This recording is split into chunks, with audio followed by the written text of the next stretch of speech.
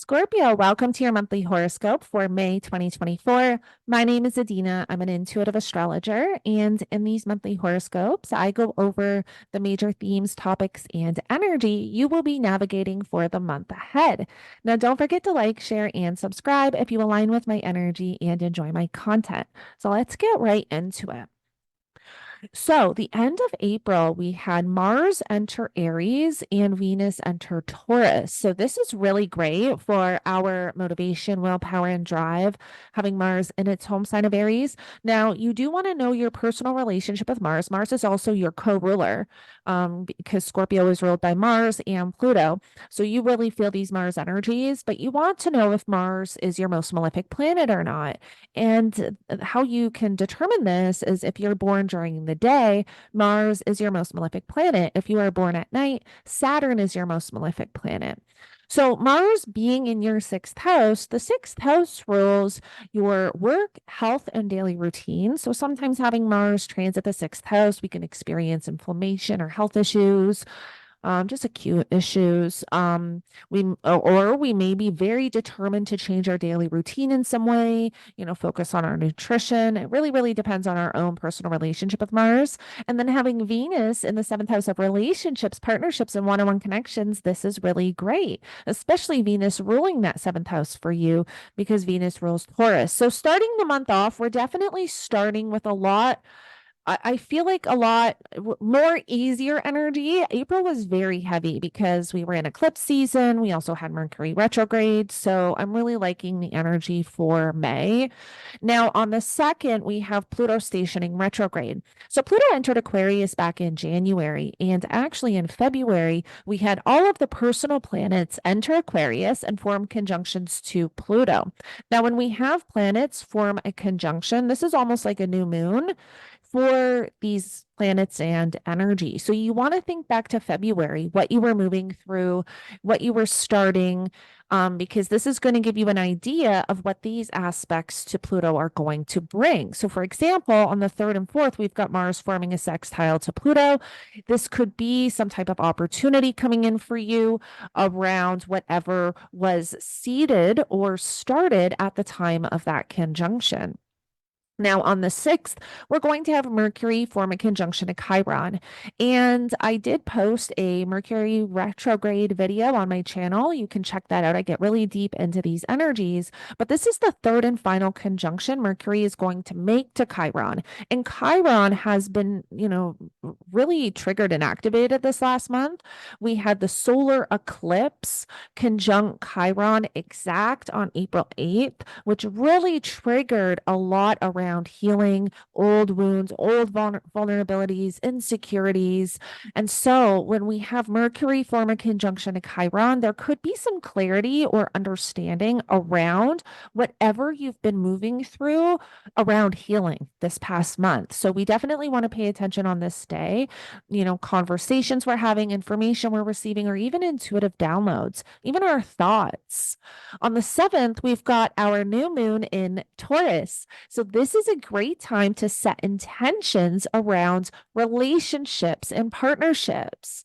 I do post separate lunation videos. I always post videos on the new moons and the full moons and get into all 12 rising signs. So make sure you watch for that because I'll get into this energy much deeper. But this is great energy because we have the ruler in Taurus. Venus is the ruler of Taurus. Venus is in Taurus in your seventh house of relationships. So this is really great relationship energy. And in fact, there's going to be a lot of focus on relationships this month because we have a lot of energy in Taurus for you, Scorpio. And then on the 13th, we've got the Sun conjunction to Uranus. Now, the Sun literally rules our life force energy and consciousness, and Uranus rules the electrical systems in our body. So I really love this day for energy work, intuitive work, energy healing. This is a great day to really kind of to take advantage of the energies around you. And the sun kind of also ruling that 10th house of career. There might even be something around career that is showing up for you. On the 15th, we have Mercury entering Taurus, bringing more focus to that 7th house of relationships. On the 18th, we have the sun forming a conjunction to Jupiter and Venus forming a conjunction to Uranus.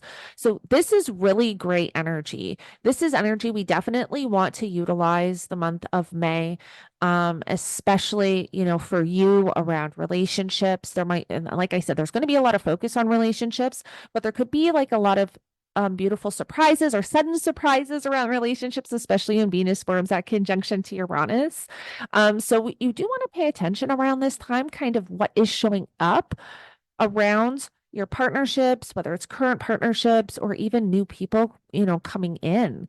On the 18th and 19th, we have Mars forming a conjunction to the North Node. So you've had there's a lot of changes taking place in your 6th house and your 12th house. Having the North Node in your 6th house, there may be a lot changing around work, health, and daily routine. So when Mars forms that conjunction to the North Node, you may find that, or you may experience this like internal passion or a desire to move forward with something, to start something new, something unknown. This is essentially when we all get fire under our ass when Mars forms that conjunction to the North Node. Now, once we get to the third week of May, on the 20th, we have the sun entering Gemini. So now all that Taurus energy is going to start to shift into Gemini, which is your 8th house. And your 8th house rules your partner's finances, money coming in from outside resources like taxes, inheritance. The 8th house also rules the occult and psychological healing and transformation. So now there's more focus on this area of life in the 8th. Now, on the 22nd, we're going to have Venus conjunct Jupiter, and this is definitely great auspicious energy. This is energy we don't want to let pass us by. So this is a great time to start something new, begin something for you. Venus rules that 7th house of relationships and your 12th house. So the 12th house could be can rule like spirituality, karmic energy, the subconscious. The 12th house also rules endings. The 12th house can also rule our self-undoing and self-sabotaging behaviors, escapism. So there might be something, like a really big, beautiful opportunity coming in these areas of life. And this is also just great to kind of start something new or begin something with both benefic planets coming together. Now, on the 23rd, we're going to have our full moon in Sagittarius. We're going to have the sun trine Pluto, and we're going to have Venus enter Gemini. So the full moon in Sagittarius is going to be right here in your 2nd house of money, finances, and material possessions, also value. So think back to 6 months prior, the intentions you set at the time of the new moon in Sagittarius. Now is when you can see those intentions come to fruition.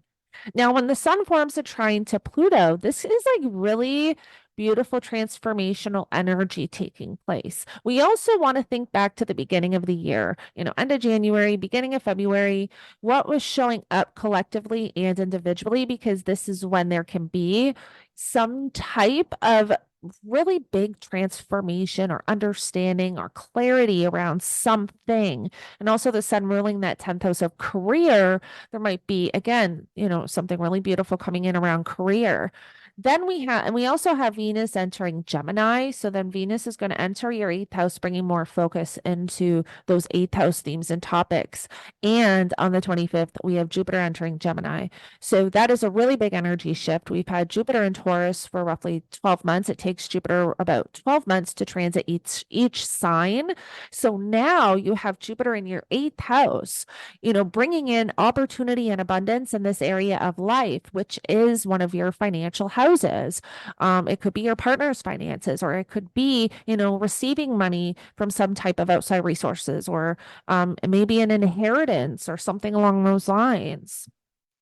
Then we get to the final week of May, and on the 29th, we have Mars forming a conjunction to Chiron. And this is when we may have some type of trigger around whatever we've been healing.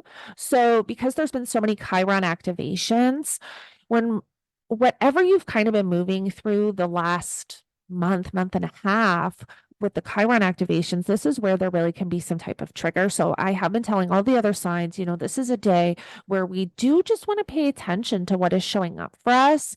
Make sure that we are reacting and responding consciously, not unconsciously. Because yeah, this can be really big triggers here around, old insecurities and hurts and wounds and vulnerabilities. Now, on the 31st, we're going to have Mercury forming conjunction to Uranus.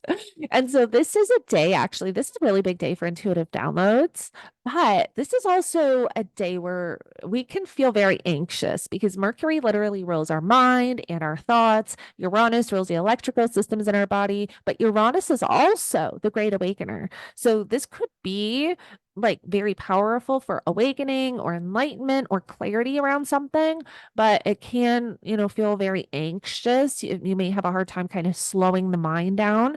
So this is a day we want to make sure we're getting our feet on the earth. We're drinking a lot of water, eating a lot of rooted vegetables just to help keep us grounded. And then on May 30th to June 2nd, we're going to have Jupiter form a trine to Pluto retrograde. So we had the Jupiter Pluto conjunction back at the beginning of 2020. So collectively, we know what was kind of going on then. There can definitely be something surfacing around that. But individually, what were you moving through at that time? There could be something showing up again, something transformational. So just kind of, and again, it's not negative, it's a trine. There is some, easy flowing energy here, but it's Pluto. So it can be very transformational. And at this point, we have Jupiter and Gemini. So I think we're going to be bombarded with a lot of information at this time. I'm going to probably make a separate video about this, going over all of the Jupiter and Gemini energy. But Scorpio, I hope this helps you navigate the energies for May. Thank you so much for joining me. I love to hear your astrology stories in the comments below if you would like to share. And I will connect with you in the next one.